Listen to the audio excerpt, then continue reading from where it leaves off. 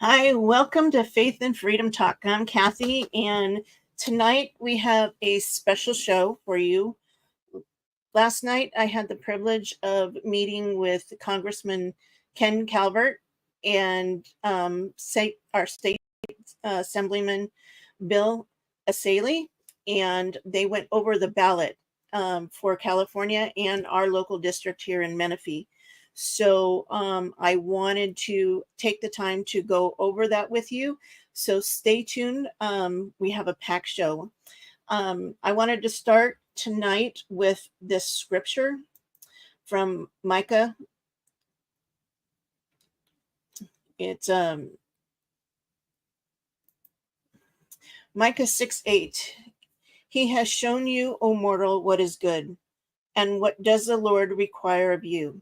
To act justly and to love mercy and to walk humbly with your God. So tonight, as we go over the propositions that are in the ballot and also some of the candidates, we are going to I want Christians to keep in mind biblical principles. That's something that we on Faith and Freedom Fridays we've been going over with my friend and co-host Latanya, and showing you that voting and getting involved in politics is a godly thing to do.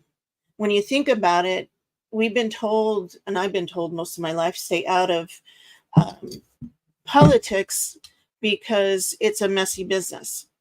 Well, the more that I dive into it and the more that I dive into the Bible on politics and government, when you think about it, the Bible is about government because we are to put first the kingdom of God. Well, a kingdom is a form of government. It is not like the United States where we are a republic, but we're governed as a democracy, where we all have a voice and use our vote, which is our voice. And I know we brought this up in other shows about there are 90 million evangelical Christians that identify as a Christian, and only 40 million are registered to vote. That's an insane number. And you can honestly say those that are registered to vote, only half of them actually turn out. Now, if we Christians band together and get out there and vote and get out there and vote biblically, we wouldn't have the mess that we have in the United States right now. So I want you to think about that today. Think about that in why we're going over this. Now, my intention was to live stream this last night. Unfortunately, the cell service was terrible inside the room, and I couldn't even begin to live stream. So what I'm going to do is I am going to go through the videos, and mind you, I did it with my phone. It's not professional, but bear with me, you'll get the message. And it first starts with State Assemblyman Bill Essayli. He is the Assemblyman for the 63rd District in California. And it cut off a little bit, but this is him, and he's introducing himself. So I'm going to share my screen here.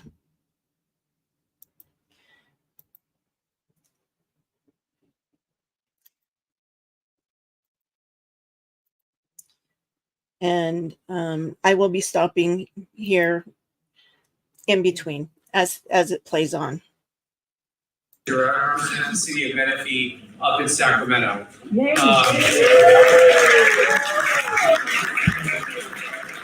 I hope you're clapping for me, not Sacramento. That place, I'm going to hold this. So that's better. That place is a disaster. So part of what we're doing here today is to obviously talk to you directly, but also let you know what the important issues are on the ballot. and give you a little bit of hope and optimism, because I think when we go through the ballot, there's some good stuff coming our way, even in the state of California. So for those of you I haven't met, just a little bit about me. I grew up right here in Corona, up the freeway. Born and raised, went through K through 12 there, and my family immigrated legally. Son of legal immigrants, and I was first in my family to go to college. I was a police explorer with the city of Corona. I wanted to be a police officer, and ended up going to law school and being a prosecutor.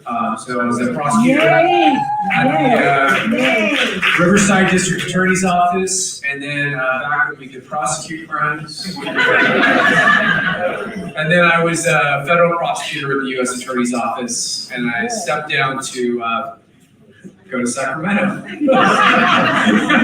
So that's a little bit about me, and then I'll let the Congressman introduce himself. So that is Bill Essayli. He is running for his second term right now, and you know, in the House of Representatives in California, Democrat majority rules there, and I don't know if you guys have been paying attention, but some pretty awful bills have been signed by the governor lately. One of them, oh, hi there, LaTanya. Thank you for joining me. It's good to have you. Everything is Democrat rule here in California, and they keep saying that we're a one-party state, but I believe that there are more Republicans, conservative people here in the United States. It's just that we don't speak up. So again, we need to speak up, and we need to get this man elected. So he's a good guy. He fights for family. He fights for children, and we need that in Sacramento. So next, we're going to hear from Congressman Ken Calvert of the 41st District of California. He's our representative in Washington. So let me share my screen again.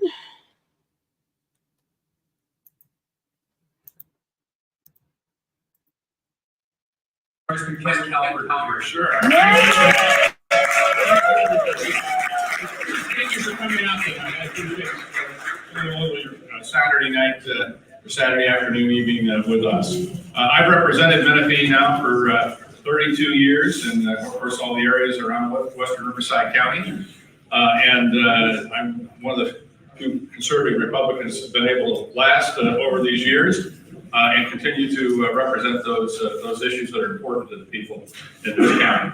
And this is an important election, so I appreciate everybody coming out and listening to what's on the ballot today, because I know every 2 years people come out and say this is the most important election of our lifetime. Well, folks, this is the most important and we need everyone to vote, and that's what this is all about. And we'll get into what we need to do to get not just people that are here, but many people as possible to vote as soon as possible and get your ballot in as quickly as we can. Obviously, I represent your interests in Washington, D.C. I'm looking forward to having a Republican president, Donald Trump. Electing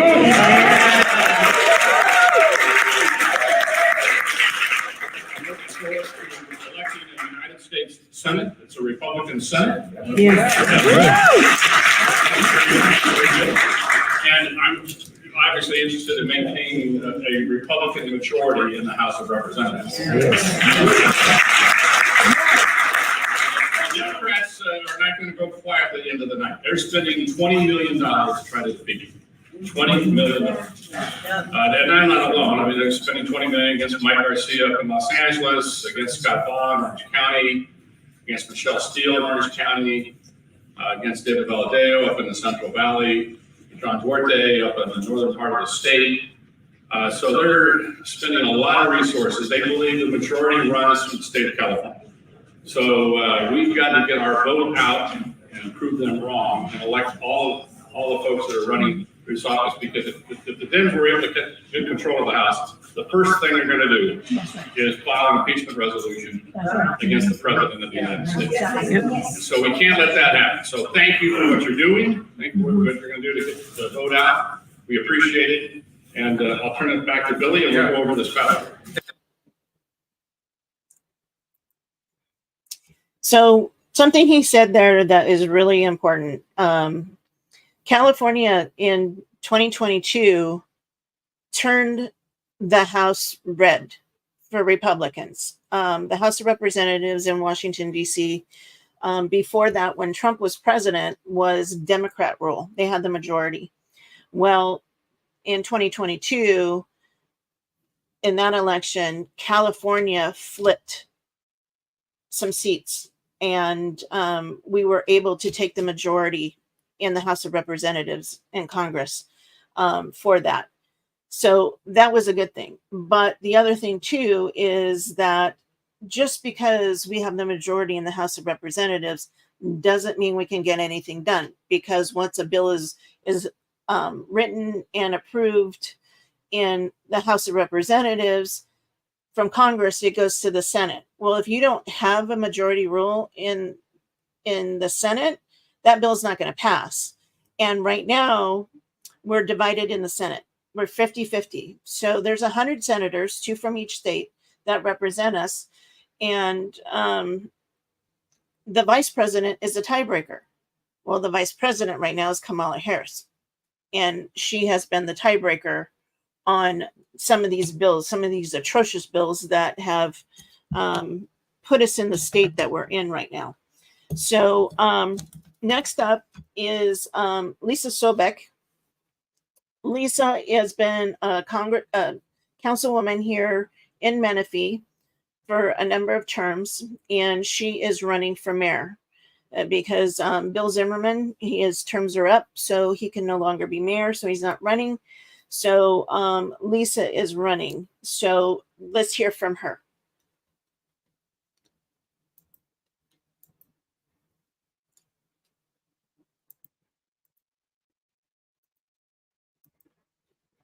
Thank you, Congressman. So we're going to introduce one more special guest, and then we're going to jump into the ballot, and then we'll take some questions at the end. So I want to welcome your city council member and future mayor, Lisa Sobek. Thank you for inviting me to say a few words today, and Bill, I've never heard him called Billy. So, anyway, I'm Lisa Sobek. I've lived here for 35 years. I've been an involved citizen since I've lived here. I am not a politician in the city of Menifee, but I'm a public servant, and I have served you. I just want you to know that I have been in Ken's office in Washington, D.C. I'm the only council member who has done that.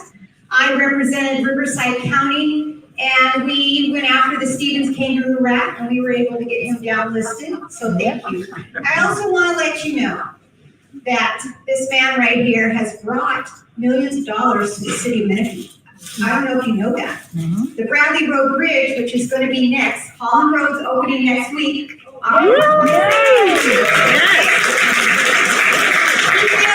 filled that gap, $5 billion. Next, McCall Bridge. Yes. He donated $3 million for that. Scott Road White. Tax money. And he got it back for us. So $4 million for Scott Road. And then if you live in the Quail Valley neighborhood, there's an issue with the sewer system out there. So a little history about Menifee for those of you that are watching that are not from Menifee.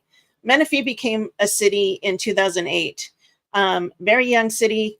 One of the things that Jerry Brown, when he first got into office because of the deficit as governor, he took the redevelopment money back, and which really hurt new cities. So Menifee's growing. At one point, it was one of the fastest growing cities in the United States. There is a lot more building going on, a lot more homes being built, and our infrastructure hasn't caught up. So if any of you have driven down Newport or you now driven down McCall to try and get to the freeway, it's a bumper to bumper nightmare. And any rainstorms that we have that, good old Salt Creek floods Bradley Road, which is near where I live. So trying to get anywhere, if you have to during rain, Salt Creek, we all know, it comes up to the middle of your door. Sometimes the water is pretty deep. So I've even seen crazy kids jet skiing in the creek. It's pretty insane. But so Ken Calvert has helped bring tax dollars back into the city of Menifee to get some of this infrastructure done. The Holland overpass, that's opening up on Tuesday, finally, yay. So that was going to connect the east side of Menifee to the west side over the 215 freeway. So that's good news. So let's hear more from Lisa. And he donates, or not donates, he gives taxpayer money back to the water district for that area. So give him a big hand. When he was elected, he came and met with me in my office at City Hall. We talked about his goals, his policies. He's a good man. He's fighting for family rights. And the family is a basic unit of society. If we don't fight for the family and preserve them, nobody else will. So thank you for those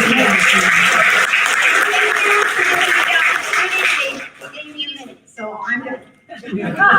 Thank you, Lisa. We're looking forward to working with you as the mayor of Menifee. Yay! So that was Lisa. And one of the things that she said, and you might consider this if you're not from Menifee and your other cities across the United States, is you want politicians that are going to fight for the family.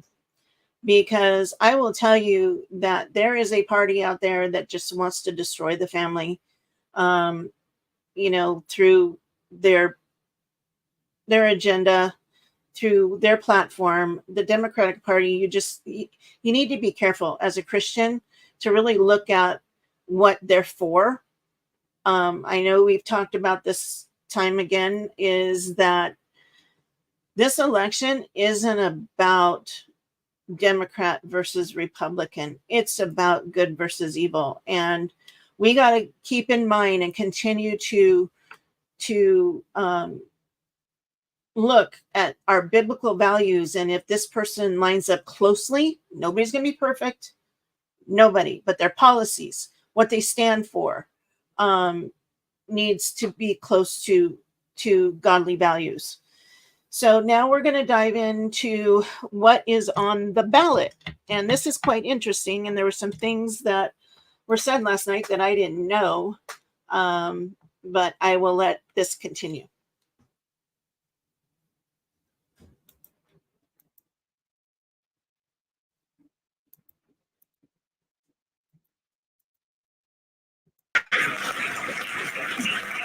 Both the Congressman and I are happy to endorse Lisa. She's going to be a fantastic mayor. Okay, with that said, let's jump into the ballot. We'll kind of tag team here back and forth. We'll get into the voter guide here, but first we'll go through the elected positions. The first one hopefully is easy. Do not vote for Kamala Harris. Now, Donald Trump. We're going to vote for the 47th President Donald J. Yes. Well, next is the U.S. Congress races, and this U.S. Senate is part of Congress, by the way. And please vote against Adam Schiff. We need Steve Garvey. By the way, he wants to have a twofer. He wants to win in November, and he's up in the Hall of Fame for a December vote. MP Rose both, by the way. And he's hoping that he can win in November and win again in December and get in the Hall. By the way, he was the best fielding first baseman of all time. LA Dodgers. But so we need to vote for Steve Garvey. And now in the House of Representatives, there's this guy named Ken Calvert running for office. For Ken Calvert, and I don't think is there any members that I think you're all in Ken Calvert's district, so that's good. I don't know if you got any dirt bleed over Daryl Isa over there he's a good guy. One of my best here. Daryl's one of my best friends, so he's a good guy. He took Marietta to Michael out of my district, son. But nonetheless, I still love him. He's still one of my best friends. Let me ask you, first of all, how many of you brought your ballot? Hands up. Okay, excellent. So yeah, we're filling these out together. So if your ballot says something different than what we're saying, just raise your hand and we probably will have a good answer for you. If not, we'll find it. So let us know, because not everyone has the same exact ballot. So that was one of the cool things we did last night. We actually filled out our ballots, and they had a ballot box there, and they took them directly to the election recorder's office, registrar's office. And so I voted last night. So it made it easy. And that's one of the things that the Republican Party is doing this election, because the Democrats have done it, is ballot harvesting. So ballot harvesting in certain instances is actually legal. So it really helped understand, especially the propositions. So we're going to get through a few of the candidates still, and then we'll get into the propositions here.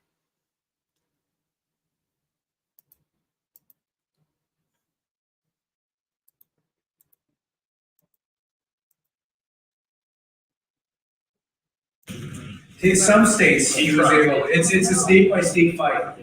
All right. So what I want to say real quick: how many of you know that your vote in this district is going to decide the House of Representatives? Did you guys know that? Oh yes. This seat, Congressman Calvert's seat, is the most competitive seat, one of the most in the state of California. Yes. And that's why they're spending $20 million against him. So this is so important, and we're going to give you guys homework at the end of this, because it's not enough to get your ballot. We're going to need you all to get 5 other ballots from friends and family, because this election is going to come down to a couple hundred votes. So yeah, was there one more hand over here? No, I just referred to Bobby Kennedy Jr. He made it clear, a very strong directive. Do not vote for me. Yeah. He made it very clear. Well, we're voting for Donald Trump. So I don't know if you heard that, but what she said was Robert F. Kennedy Jr. is still on the ballot. And a lot of states wouldn't take him off the ballot, even though he withdrew from the race. So, make your choice wisely on who you're going to vote for, Kamala Harris or Donald Trump. And remember your Christian values when you do. All right, I want to cover the state races now.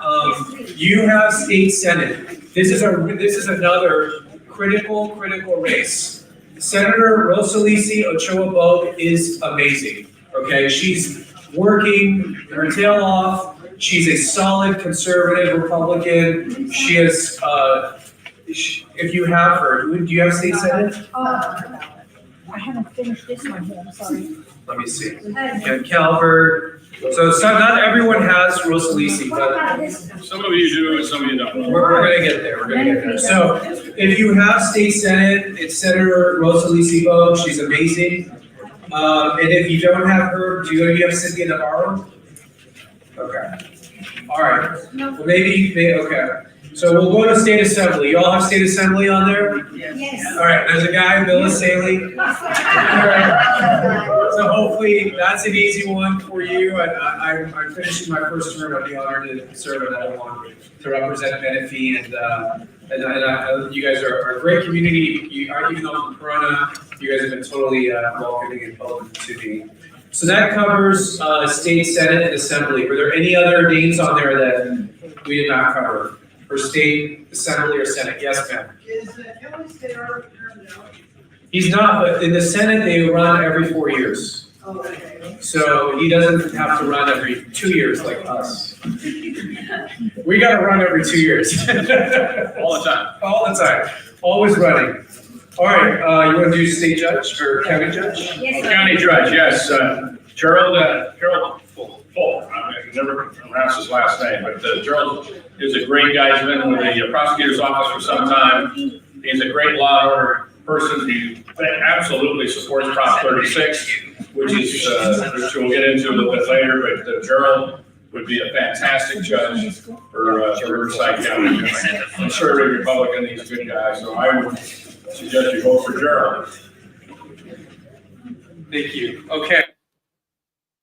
That brings up another point. It's really important to, when you're voting for judges in your area, is to make sure they're law and order judges, not ones that are going to be soft on crime. We have way too many criminals out there, and if you're not in a big city or close to a big city, crime is terrible right now.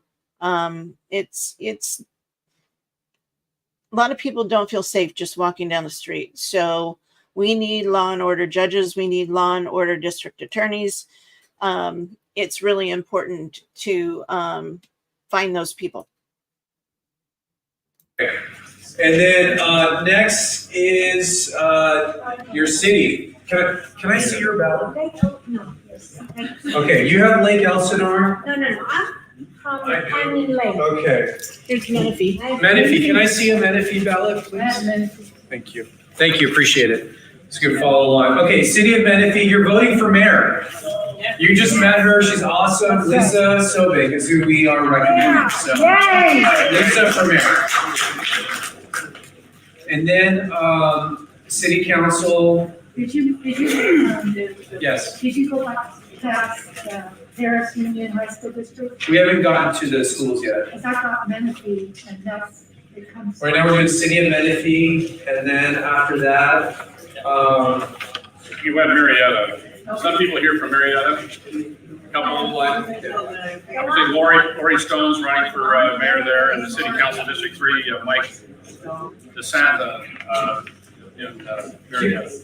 Sean, can you grab Lisa over here? Because I don't know about this one. What?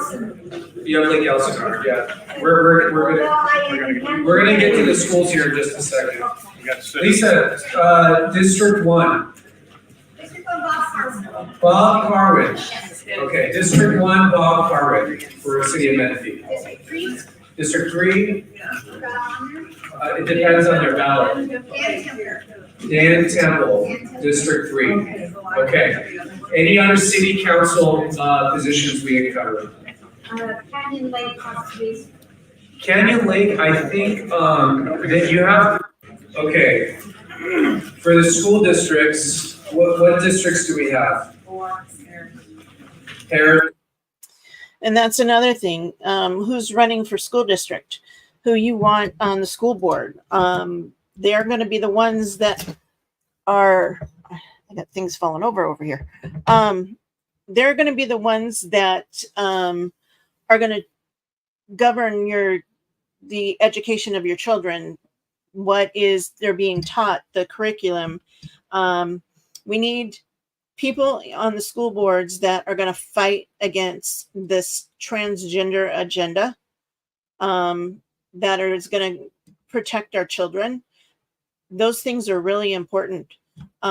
Protect them against the critical race theory and which teaches children that if you're white, you're inherently racist. So basically you're bad.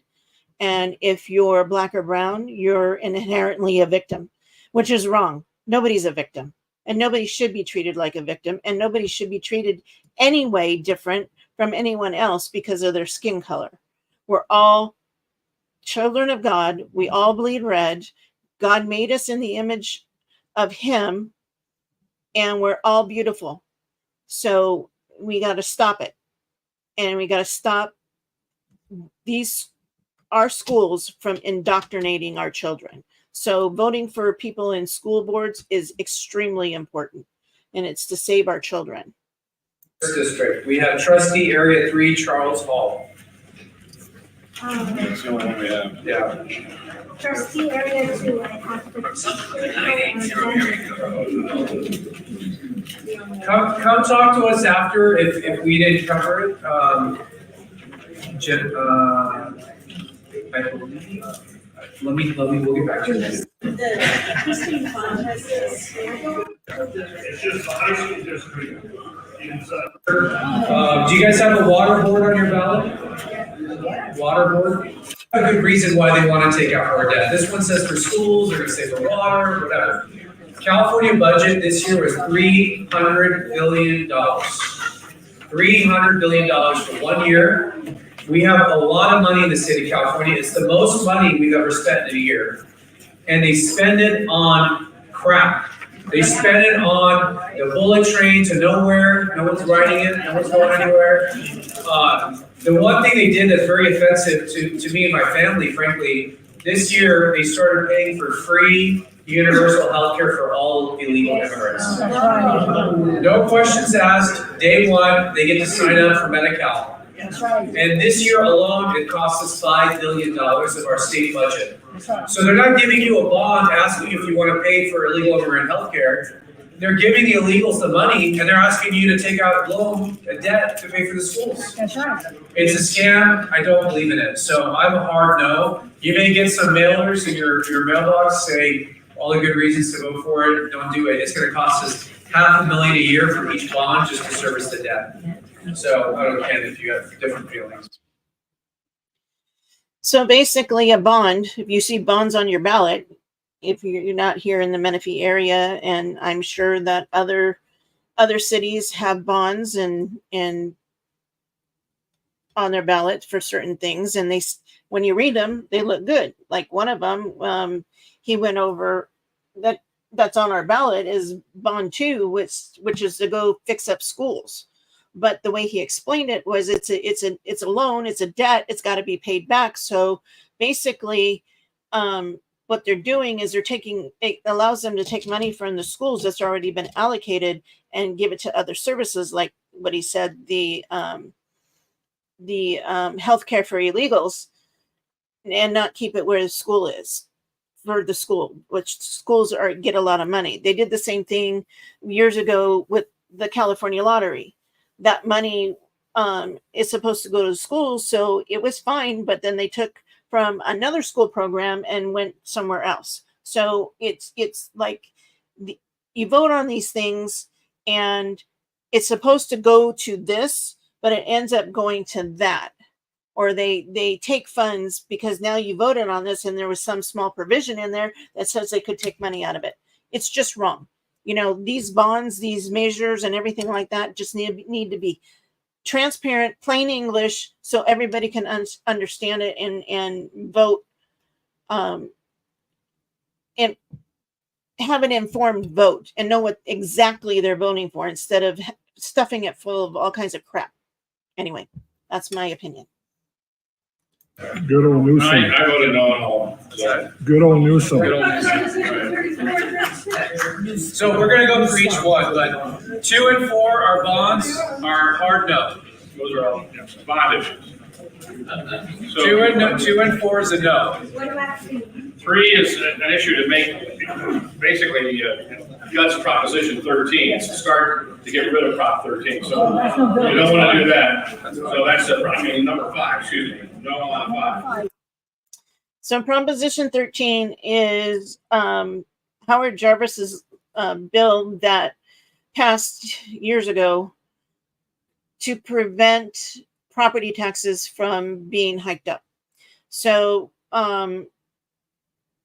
when every year your home is assessed by the county assessor, so whatever the value is, your property tax is 1%, is 1 point of whatever it is assessed. The only time it will go higher is if you sell your home and the new buyer comes in, the new tax is based on the sales price. The other thing that Proposition 13 did, that they've been trying to get rid of all along, is if you're 55 and older and you move to a new county, or you move within the county, you move to a new home that is higher in value, you keep your tax base from your old home to your new home. So it was one way to help seniors in their retirement years. So that's a little history on Proposition 13. No on 5, here's the other issue, yeah, that we didn't have our position. No on 5, because they want to protect Prop 13, vote no on 5. It's true. We don't have a position on it, because it's either leave it open, skip it, or vote how you want. Frankly, it should not be on the ballot. That issue was decided by the courts, and they're trying to weaponize that issue. So we put no? So skip it or vote however you want, honestly. It's not gonna make a difference one way or another. Which one is that? 3. We don't have a position on it. Proposition 3 here in California, that is to make a constitutional amendment to the state constitution that anybody can marry anybody. But it doesn't say human to human. So basically, it's whoever you want to marry an animal, you can marry an animal. That's what that proposition is. So it doesn't protect marriage. It puts it as our constitution, which, just like the abortion amendment that was in 2022 that passed. So now abortion, the right to have an abortion at any term in the state of California, is now part of the state constitution. And it takes 3/4 of the vote to get it off. So we do not want another amendment to our constitution whatsoever. So vote no on 3. Number 5. What about 4? I said, yeah. 4 is no. 2 and 4 is no. 5 will gut Prop 13. That's a no.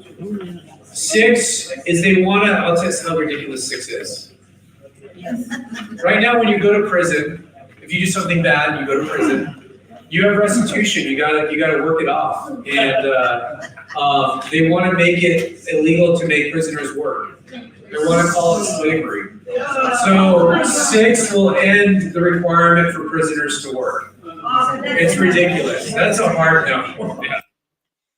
So Proposition 6, they want to outlaw prisoners doing any work. So basically, you go to prison and it's a vacation and you do absolutely nothing.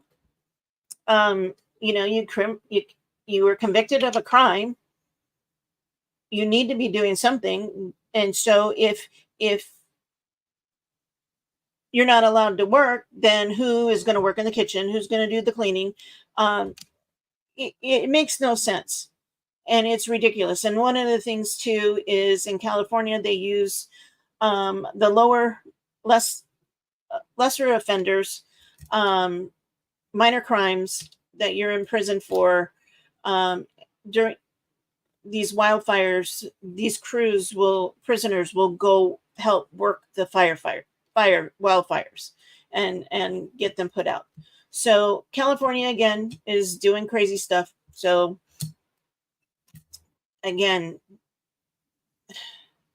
common sense, what lines up biblically,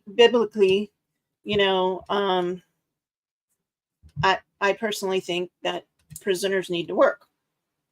So, okay, moving on. That's a hard no. All right, and then I say Sacramento counts propositions the way they count money, so we go from 6 to 32. So I'll let Ken have 32. Yeah, 32, by the way, it continues to raise the minimum wage. Now, we have the highest minimum wage in the country. And minimum wage was never meant to be a living wage. It was meant to help get kids in the labor force, and it's never meant to be a living wage. And what's going to happen is there's going to be less jobs. It's just call it for what it is. Restaurants are struggling right now. You see a lot of empty restaurants right now because they can't make it. Price of commodities, price of labor. So in my mind, it's an easy no you're going to continue to automate these jobs. Pretty soon, they're not going to have any jobs for young people. And young people need a starting job. Learn how to get, when you're in high school, you go to work for a fast food or restaurant. I was in the restaurant business.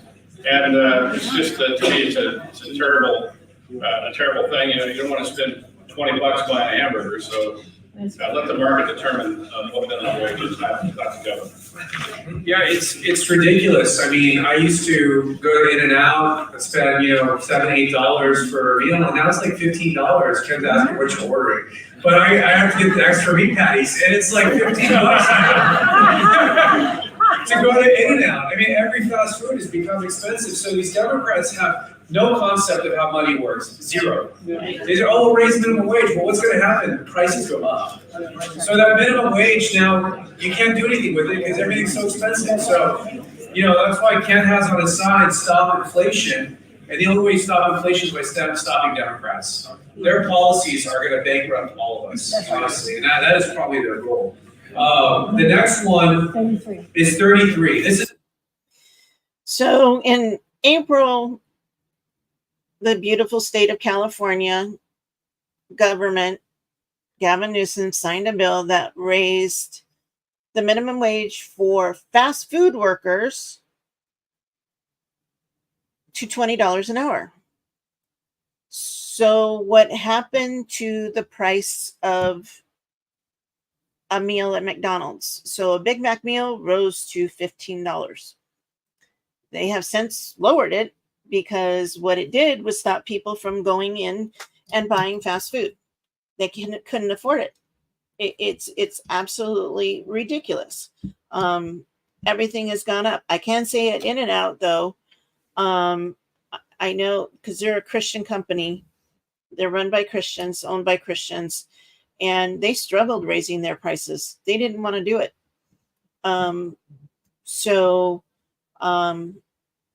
It was hard for them. I believe they raised a drink 25 cents, and they raised the double 50 cents or something like that. I don't remember exactly, but it was very minimal that they raised their prices to cover this $20 an hour now that they got to pay their employees. And mind you, In-N-Out paid their employees really well. They were being paid above minimum wage, but it just insanity from the lefts, insanity from the Democrats of no common sense. You raise raise wages, the prices of goods are going to go up. It's the same way with stop drilling, and we don't have oil here in the we're not drilling for oil in the United States, so we're going through our supply, and we're having a shortage. So gasoline prices are going to go up, fuel prices are going to go up, so the cost of goods are going to go up because it costs to ship. It's just stupid. It's absolutely insane. rent control. Okay. This has been proposed over and over again. The voters have said no, no, no. Rent control does not work. If rent control works, everyone would have it. That's right. So what they're going to do is cause more scarcity in the market. There's going to be less housing, and you're going to have, I think, like a slumlord situation because no one's going to want to improve the properties. They're just going to if kill the you real can't. estate market. Exactly. So that's a hard no. No on rent control. It doesn't work. What we need to do is get regulations out of the way so we can build more housing. Yes, We need more housing, not more laws and regulations. I'll tell you a quick funny story real quick. In Sacramento, I'm not very well liked up there. But they come up to me like, Bill, don't you want to get a legislation passed? Because they hold this over my head. They don't like me, so they kill all my bills. They're like, you need to pass a bill. You have to work with us. And I said, let me tell you something. Nobody sent me to Sacramento to pass more laws and regulations. Nobody. We need less. Every year they pump out thousands of new laws out of the legislature. It is outrageous. We did 3,000 laws, I think, within this last session. They don't even read them. They don't even read them. They just pass them. It's out of control. So, that'll give you up to So rent control, yeah, it will hurt the housing market. And it will also hurt renters because anybody And usually these rent control laws are, if you're paying the lower rate, they will find a way to get you out so they can charge more. So it's not a good thing. It's just not. And we already have a housing shortage. We don't need any more. And as he said, it's very hard to build here in California. There's a lot of regulations, and that's the reason that our housing is so high, is because of red tape and regulations. And some of this stuff just needs to be cut so we can build more homes. We have land, especially out here where I live. We have a lot of land yet to build. And even though, 1.5 million people have left the state of California for Texas and Florida and Tennessee in the last 5 years, we still have a lot here, and we still have problems with not enough housing and high rents and everything that we have. So renters, it looks like a good idea to say yes on rent control, but in the end, it's a terrible thing, and you'll end up paying more and losing, and possibly have to move in with family because you can't afford to live out on your own. Moving on. The box here, so we'll go to, I'll do the next one if you want. Most of this is state stuff, so I'm letting Billy ride with it. I'll do 34. 34 is going to be a yes. Okay. 34 is to control tax dollars. I'll tell you how. There's a lot of nonprofit healthcare charities, agencies. They're really fronts for political organizations. So they get contracts with the state to provide healthcare services, and they're using the money to support political activities. So this will make that illegal. The money can only be spent on actual healthcare. And so that will protect our tax dollars. So Howard Jarvis, I know, is a yes, and we are also a yes on 34. Explain a little more. What's that? Explain a little more how this is going to work. It's going to restrict how these nonprofit charities can spend tax dollars that they're getting. So it restricts their ability to use it for anything other than straight medical care and services. Restriction where? You can't use it for political purposes. Yeah. To elect people. So if they're doing, if they're giving out dental checks in the community, it can only be used for the doctors and the dentists. They can't use it when they go out signing, registering people to vote and other political stuff that they do with it, which is what they do now. 35. Oh, this is simple. It's healthcare. They basically want to put a tax on the healthcare. So guess what? Your healthcare insurance goes up. So that's an easy, to me, an easy no. No, Prop 35. Why are they simply saying this? That is bothersome to me. I know. Well, it's Billy. You're in the state party. Ken needs all his friends right now. So let me tell you. So the state party is sometimes a business, and so yeah, we don't agree with all the recommendations. 35 is no. Yes. Is a yes? That's a no. It's a correct. Correct. It's a no. Listen, part of the problem. I'll be honest with you. Part of the problem we have in Sacramento is some of the Republicans want to play nice with the other side. I don't believe in it. It doesn't work. No. People want to destroy the country, and I'm not playing nice. Don't go back to the Democrats. Part of what I do up there, I'm trying to teach my colleagues how to find a backbone and push back.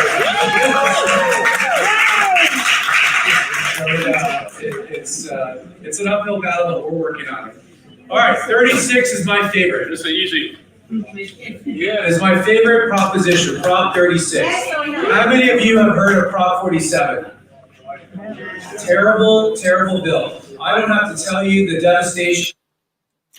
Now, Prop 47 was one of Kamala Harris's bills that she helped write, and it is the soft on crime bill.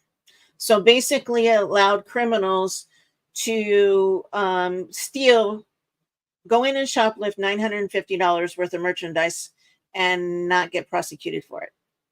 That's just one thing. He explains more.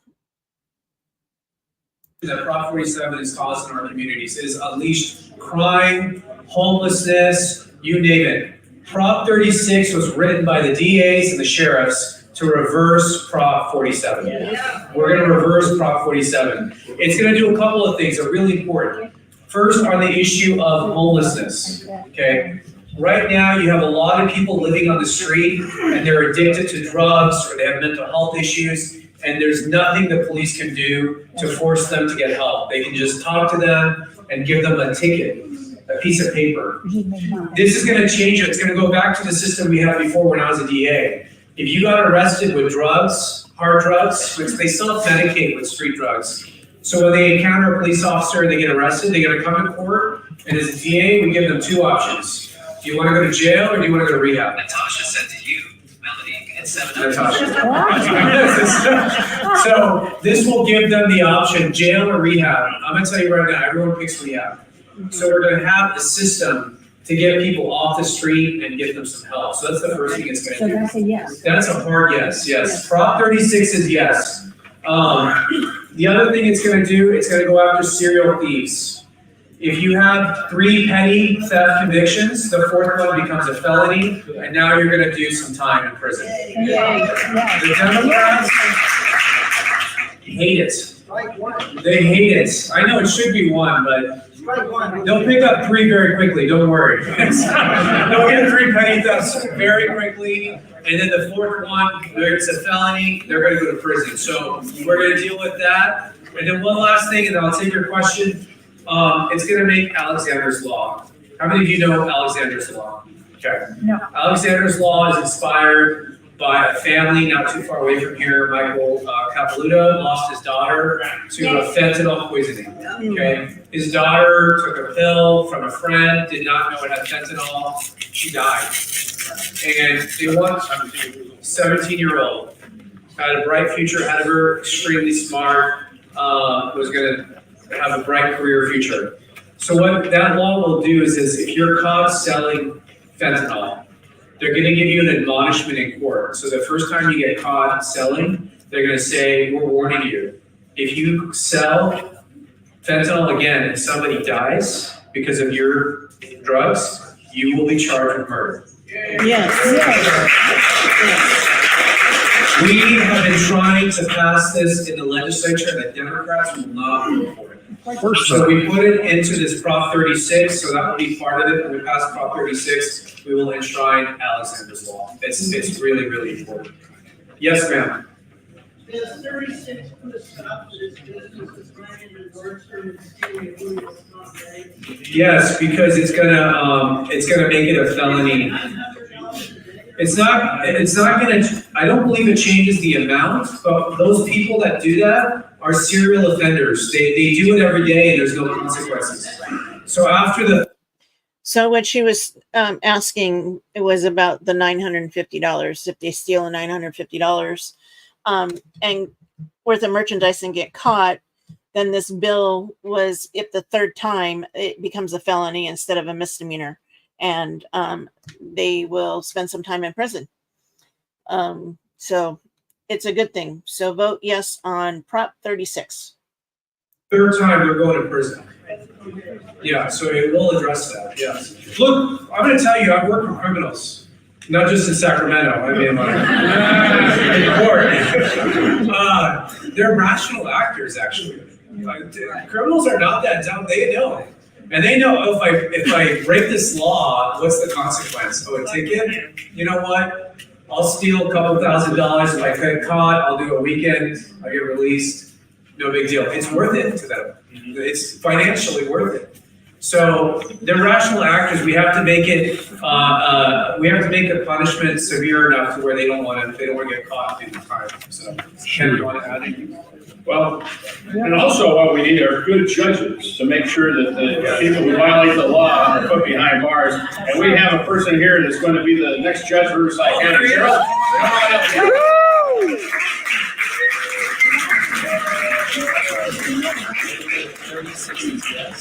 All right, Gerald, why don't you introduce yourself and Thank you.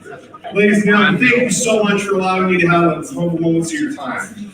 It is so special to be in the room of voters, people who are here looking to the future, making sure that the right things happen. You know, one thing that I want you to know is I've been part of your community for 31 years.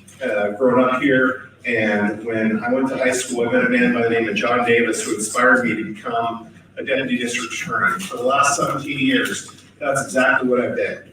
For the last 7 years, I've been prosecuting child molesters and murderers. Billy mentioned a moment ago the efforts in Prop 36 to strengthen fentanyl laws. Last year, I was the prosecutor on the first case in the nation in which we convicted a fentanyl furnisher of murder right here in Riverside County.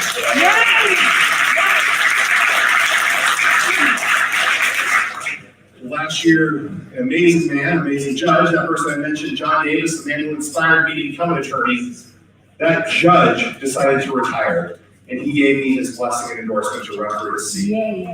Well, John passed away a couple weeks ago, and so now I'm fighting hard to make sure that I honor his memory and that I continue to serve my friends, and neighbors, and colleagues in Riverside County. Ladies and gentlemen, I respectfully submit to you that I am the best person, and I will uphold the law, and I will sit with the proper government to be your next Riverside County judge. Folks, I thank you so much for your time. Have a wonderful day. So that was Gerald Full. He is running for judgeship for another term, and he's a good guy. He does fight crime, and that's what we need. We need judges that are going to uphold the law and not be soft on crime. My name is Gerald Full, TFOHL. And he's on the ballot. Be sure to check the box next to Gerald. Thank you. So that covers the ballot. Any questions? Yes, ma'am. So that's it, folks. That is the ballot, the California ballot. Now, each ballot is different and depending on the city that you're in California and county. So there may be other measures and stuff, and I suggest that you really look into them before you vote and make sure you're voting for the right thing and as close to biblical values as possible. So with that, thank you for joining me. Until next time, God bless, and we will see you soon.